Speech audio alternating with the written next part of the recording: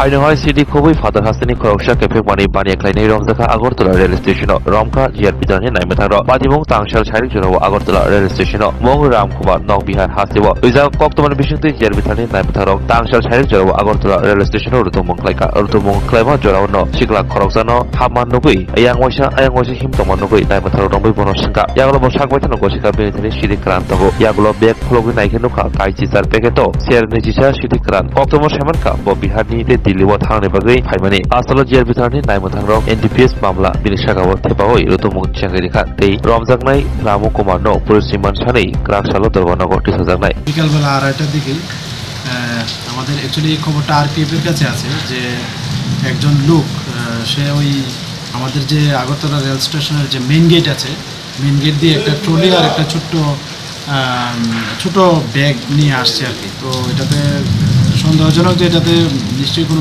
Narcotics drugs থাকতে পারে, বিশেষ করে গাঁজা। তো যখন এরকম খবর আসে আমরা তো কালকে আগরতলা রেল স্টেশনে সবাই উপস্থিত, কারণ ওই একটা কাঞ্চনজঙ্ঘা এক্সপ্রেস অ্যাক্সিডেন্ট হয়েছিল। তো তারপরে আমরা যে আমাদের পার্টি আছে সবাইকে অ্যালার্ট করে দেওয়া হয়েছে। তো তখন প্রায় 3টা বাজে, তখন ওই লোকটা তার ট্রলি এবং একটা ব্যাগ নিয়ে পার্সেল অফিসের দিকে আসছিল। তো ওই সময় একটা আমাদের ট্রেন আছে যেটা আগরতলা টু পাটনা যায়, আগরতলা এনবিটি এক্সপ্রেস গুয়াহাটি হয়ে যায়। তো ওইটারও টাইম হচ্ছিল। তো যখন আসলো আমাদের সন্দেহ হয় যে ওই হবে। তারপর আমরা প্রিলিমিনারি চেক করে বা তার সঙ্গে কথা বলে জানতে পারলাম যে ওইটার মধ্যে গাঁজা আছে। তো তারপর আমরা আমাদের যে সিনিয়র অথরিটি আছে ওনাদেরকে জানাই, ওনারাও আসেন। তো এসে আমরা পার্সেল অফিসে এটা মাপযোগ করি এবং দেখা গেল যে এখানে 18টি প্যাকেট আছে। এর ওজন করলে দেখা গেল এখানে 21 কেজির মতো। তারপর আমাদের জিআরপি থানাতে একটা কেস হয় এনডিপিএস মামলায়।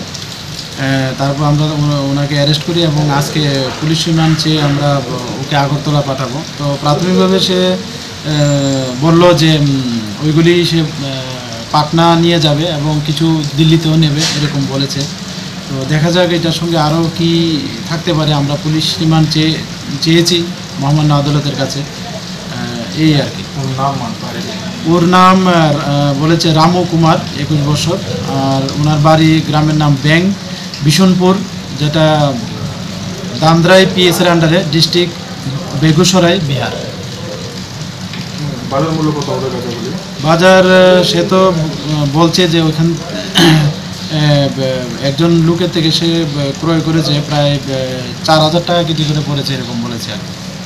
ক্যাশ টাকা দিয়ে কিনেছে বলেছে।